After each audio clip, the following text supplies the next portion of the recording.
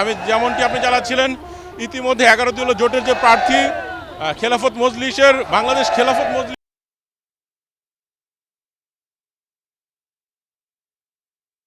যে মাঠ রয়েছে, ঈদগাহ মাঠ থেকে শুরু করে টাউন হল হয়ে এটি মূলত মোহাম্মদপুর বাস স্ট্যান্ডের দিকে যাচ্ছে।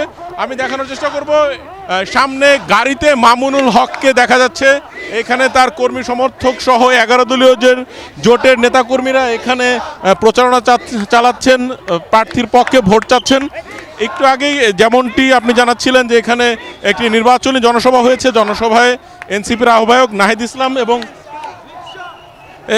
এখানে জামাতের আমির ডাক্তার শফিকুর রহমান অংশ নিয়েছেন এবং তারা যে বিষয়ে বলেছেন, মামুনুল হক সহ যে এই মামুনুল হক যদি নির্বাচিত হতে পারেন তাহলে মোহাম্মদপুরের কোনো ব্যবসায়ীকে চাঁদা দিতে হবে না। এখানে যে কিশোর গ্যাংয়ের সমস্যা রয়েছে, গ্যাংস্টারদের সমস্যা রয়েছে, এগুলো তারা সম্পূর্ণভাবে নির্মূল করবেন।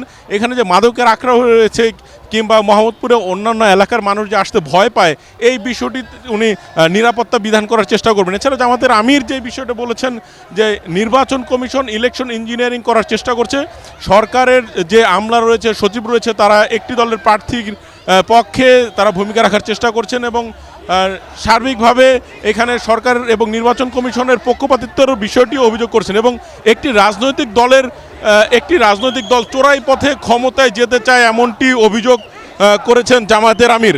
আমরা যেমনটি দেখানোর চেষ্টা করব, একটি বিশাল মিছিল মামুনুল হকের যে প্রতীক রয়েছে, রিক্সা প্রতীক, এই রিক্সা প্রতীকের মিছিলটি মোহাম্মদপুরের অলি গলি এই প্রদক্ষিণ করছে এবং আজ যেহেতু নির্বাচনী প্রচারণার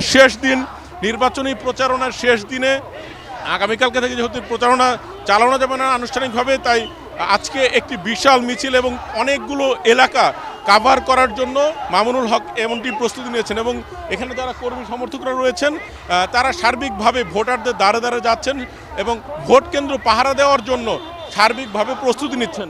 আমি দেখাতে পাচ্ছি যে এখানে যে নির্বাচনী যে প্রচারণা চালাচ্ছেন মামুনুল হক সেখানে আছেন। যে চিন্তিয়া নির্বাচনের ঢাকা 13 আসনের এই ছিল 11 দলীয় জোটের প্রার্থীর নির্বাচনের প্রচারণার সবশেষ তথ্য।